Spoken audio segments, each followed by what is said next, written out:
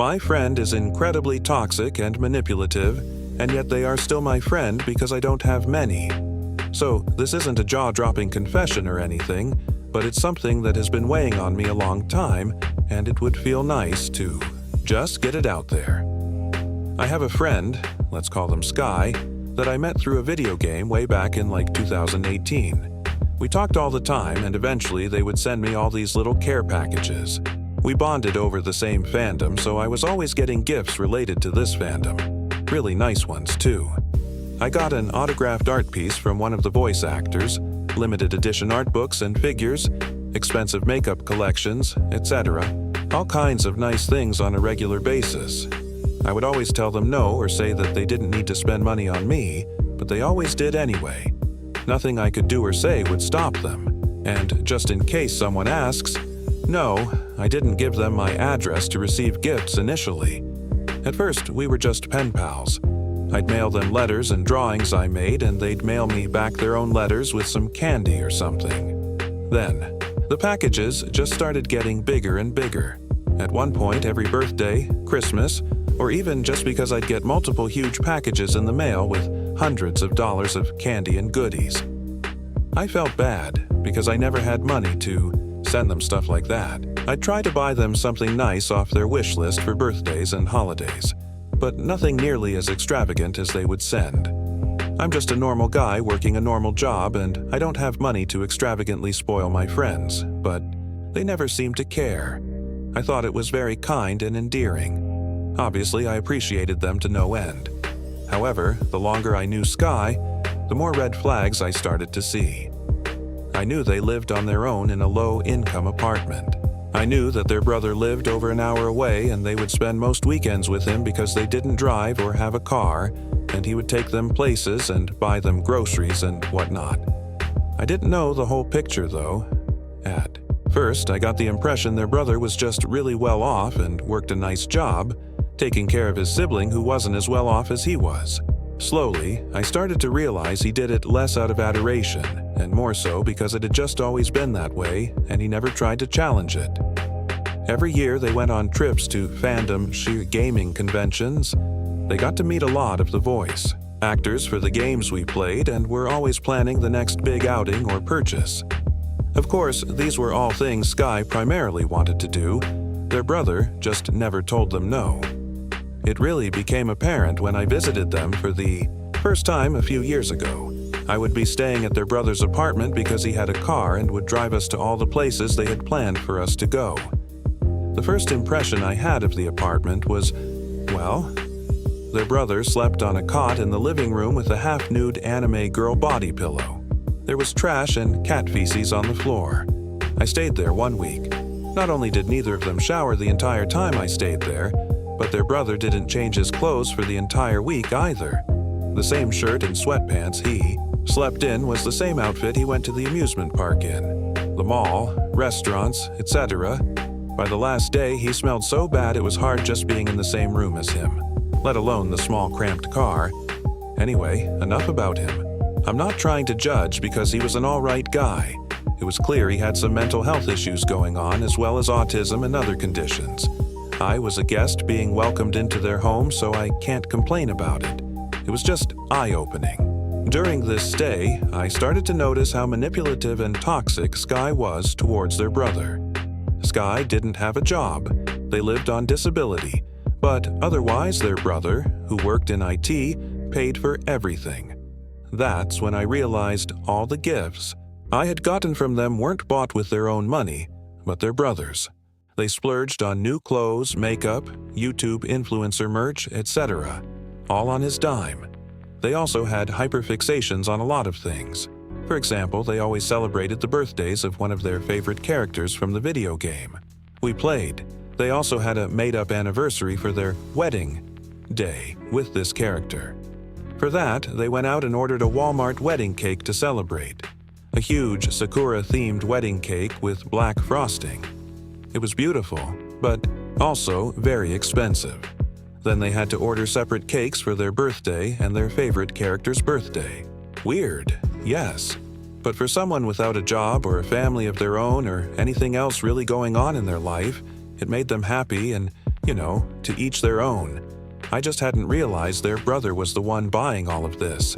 If he protested, I guess Sky would just throw a fit and he would give in. But he never protested. I had no idea what their dynamic was like until I saw it. Another eye-opening moment for me was one day on the trip when we went to a craft store because they wanted to buy some miniature items to go with the dolls they had of the video game characters they liked. By this point in the trip, I could tell Sky's brother was getting somewhat stressed out about finances. I know that miniatures at craft stores aren't cheap, and every time they insisted I get something, I politely declined because I knew they wouldn't let me buy anything with my own money. They had consistently kept refusing that the entire trip, because they didn't know when or if we'd ever get to hang out together in person again, and everything was special and they didn't want me worrying about a thing. Sweet, sure, but not at someone else's expense. Sky's brother was very soft-spoken and non-combative, but when the total at the counter came up to over $100, he was clearly very upset. Sky had bought a few miniature items, and for comparison, the brother had bought a single small dragon figurine. Nothing fancy or branded, just a toy dragon. When my friend heard the total, they said something along the lines of, "Oh my God, what did you buy?" Clearly refusing to accept that the expense was because of all the miniatures and insisting the total was on their brother for getting a small figure for themselves. There was another situation where I could feel things starting to escalate when we went to a theme park. Sky really wanted to go swimming, but the pool was only for the hotel. They kept insisting to their brother that we buy a hotel room just to swim for a couple of hours and then go home. This was the only time during the trip that he flat out refused because it would have been so astronomically expensive to buy a hotel room just to go swimming for a couple hours. Sky was very upset. They kept trying to persuade him the entire walk back to the car, which obviously made things really awkward. I kept trying to say how it was fine. We didn't have to go swimming. I didn't even bring a bathing suit. But they kept saying how they were certain we could just buy one there or swim in our clothes. It's not like it's a big deal or anything. People swim in t-shirts all the time. It didn't matter how uncomfortable I was with the idea, they were pretty dead set on it. Luckily, it didn't end up happening.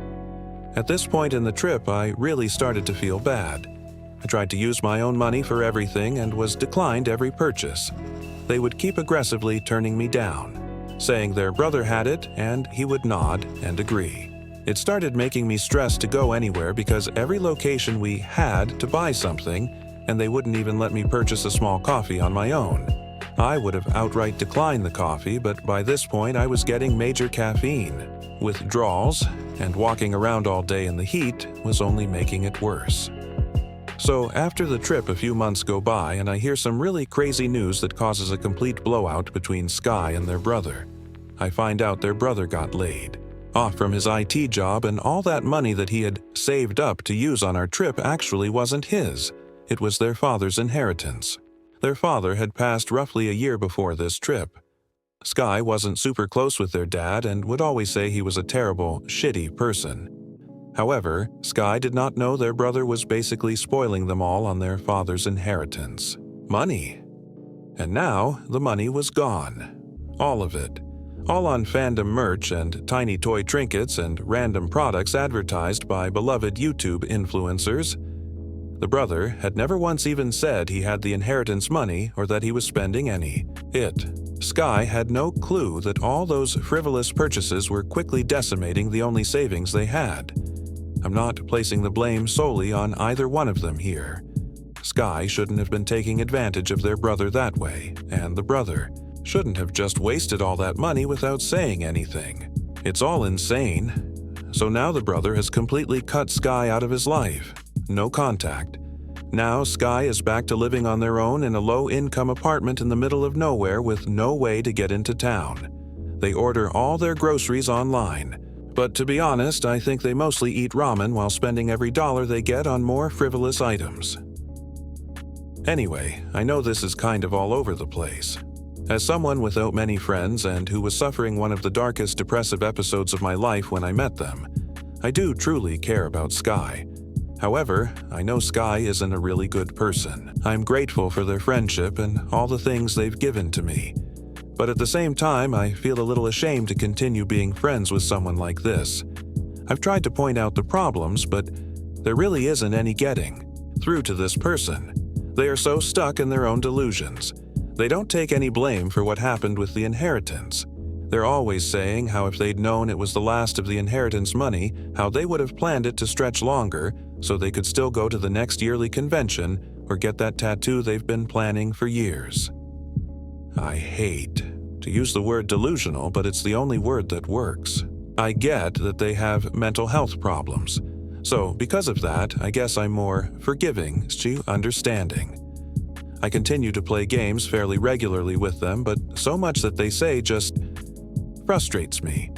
They spend the entire time going on rants about how they can't afford the new shade collection of a nail polish creator that they follow. Rant about not being able to afford all the in-game purchases. Rant about not getting to go to the same convention that they've gone to every year since, when for most people it would be a once-in-a-lifetime opportunity to go to that convention just once. Their reality is so far apart from mine that it's hard to warp my head around. They don't have a job, so they get annoyed when I can't stay up late and have to work. Or that I have bills to pay and can't give them $50 to buy the new fan merch they want, or buy the most expensive expansion pack in the game so we can have matching virtual outfits or whatever. I try to share bits of my life or my hobbies and get blatantly ignored. They send me a dozen pictures of fan art of their favorite characters and push me to respond to each one while not even commenting on the fan art I made that took hours to create. I often feel like I'm just a body for them to talk about themselves and their obsessions, but my own thoughts and opinions don't matter unless they mirror theirs.